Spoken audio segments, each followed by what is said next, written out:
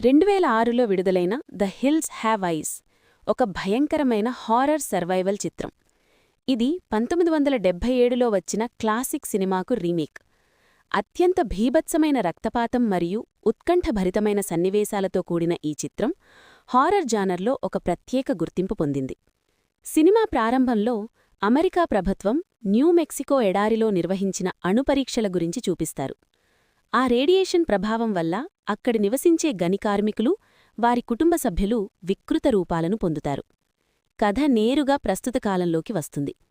ఎడారిలో radiation levels కొలిచే శాస్త్రవేత్తల బృందం తమ పనిలో నిమగ్నమై ఉంటుంది. హఠాత్తుగా వారిలో ఒక శాస్త్రవేత్తను ఎవరో కొండల్లోకి లాక్కెళ్ళిపోతారు. తన సహచరుడి కోసం వెతుకుతున్న మరో శాస్త్రవేత్తపై వికృత రూపంలో ఉన్న ఒక వ్యక్తి పదునైన గొడ్డలితో ఘోరంగా దాడి చేస్తాడు. అత్యంత క్రూరంగా సాగే ఈ సన్నివేశం ఆ ప్రాంతంలో పొంచి ఉన్న ప్రమాదాన్ని ప్రేక్షకులకు పరిచయం చేస్తుంది. తర్వాతి సన్నివేశంలో మనం కార్టర్ కుటుంబాన్ని చూస్తాం.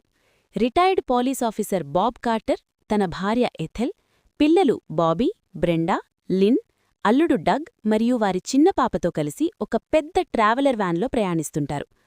దారిలో వారొక పాత గ్యాస్ స్టేషన్ దగ్గర ఆగగా అక్కడి యజమాని ఇచ్చిన తప్పుడు సమాచారంతో ఒక షార్ట్కట్ దారిని ఎంచుకుంటారు. అది గతంలో అణుపరీక్షలు జరిగిన ప్రాంతం.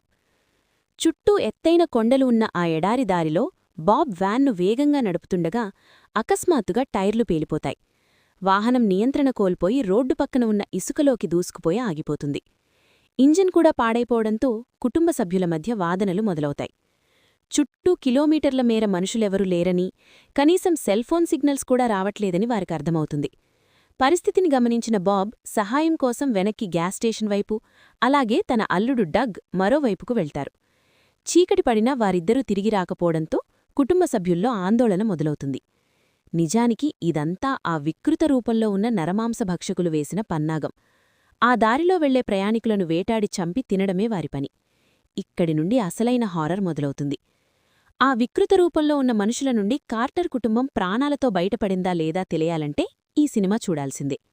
దర్శకుడు అలెగ్జాండర్ అజా ప్రతి సన్నివేశాన్ని అత్యంత ఉత్కంఠభరితంగా తెరకెక్కించారు. ఎడారిలోని నిశ్శబ్దం, ఎటునుంచి ఏ ముప్పు పొంచి ఉందో తెలియని ఆందోళన ప్రేక్షకులలో తీవ్రమైన భయాన్ని కలిగిస్తాయి. ఈ సినిమా బావుంటుంది, తప్పకుండా చూడండి. ఈ సినిమా చిన్నపిల్లలకు తగినది కాదు, పెద్దలు మాత్రమే చూడండి. ఈ వీడియో మీకు నచ్చితే లైక్ చేయండి. మీకిలాంటి మరిన్ని హారర్ సర్వైవల్ సినిమాల గురించి తెలుసుకోవాలని ఉందా? అయితే ఇప్పుడే మన ఛానల్ని సబ్స్క్రైబ్ చేసుకోండి.